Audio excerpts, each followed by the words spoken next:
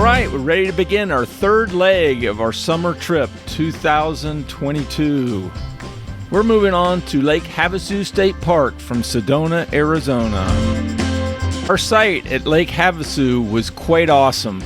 We had a lakefront view with no obstructions and our own beach.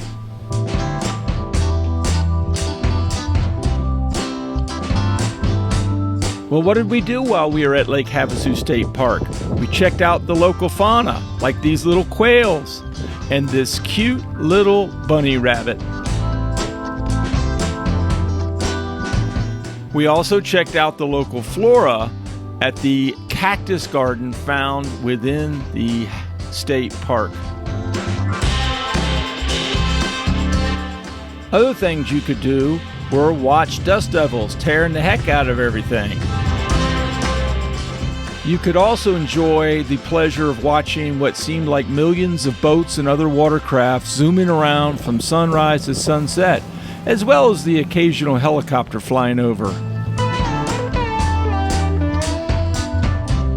Watching sunsets wasn't too shabby either, as well as watching the city lights come on as the sun went down. But most of all, we played in the water a lot.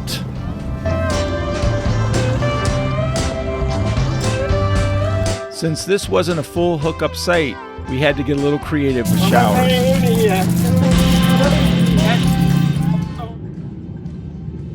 Here we are at Lake Havasu State Park Campground. Current situation is pretty nice.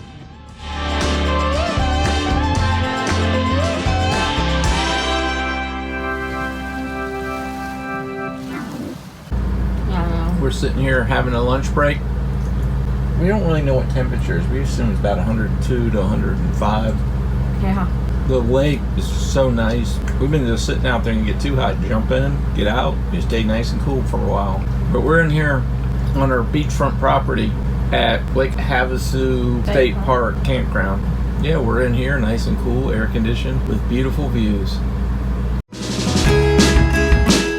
It was time to pump up our paddle boards. Each of us had our own ideas on how to go about it. Gina likes to do it by hand. I like to do the more leisurely way. All right, it's a windy day. There's Gina over there fighting the wind. She took off, flew over there probably in about 10 seconds. And she hasn't moved coming back. She is fighting the wind. And we decided the best thing to do is to turn our stand-up paddle boards into kayaks. And what's really kind of cool here is the way I'm going to do it is I'm going to paddle forward on my boat, and Gina wants to paddle backwards on her boat. See how she got it? She's going to paddle backwards. Hey, what did you tell me? Gotta love it.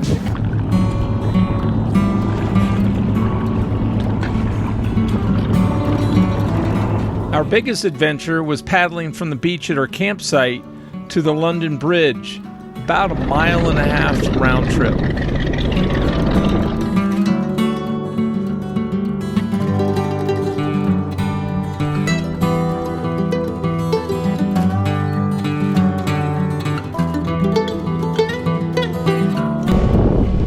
We found a beach we're going to rest on, and we really get to admire Gina's swimsuit. Look at that. That is special. And a rose. I got her a rose. There she is.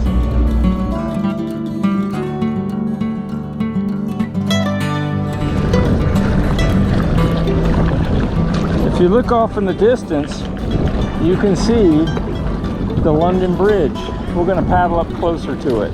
We were interested to find out that the London Bridge in Lake Havasu is actually the real London Bridge that once spanned the River Thames in London.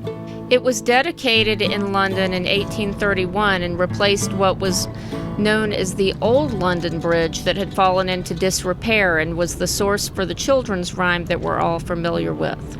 Eventually, in the early 20th century, the weight of the horse-drawn carriages and automobiles crossing the bridge caused it to start sinking.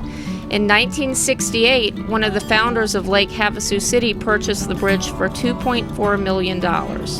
Each of the 10,276 exterior blocks from the original bridge was numbered and shipped to Lake Havasu City, where it was reassembled.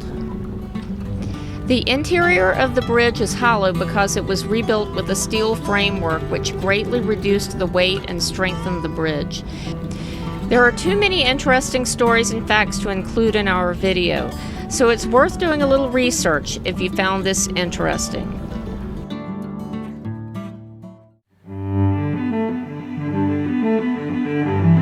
I imagined with the London Bridge in Arizona, there would be a certain refined atmosphere in the area.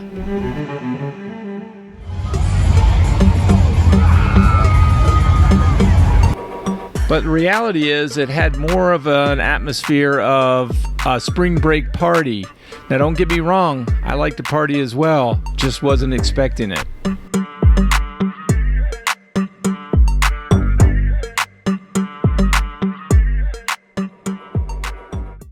After 2 nights and 1 full day in Lake Havasu, it was time to move on to our next destination, San Diego. We drove west across the desert, but decided to make a quick stop in Joshua Tree National Park, since neither of us had ever been there. The Joshua trees were really interesting, and I'd seen them before, but I'd never seen them in such a dense forest. Those, along with the interesting rock formations, gave it an alien-like landscape. Joshua Tree is definitely a national park we need to spend some more time in. We'll see you next time in San Diego.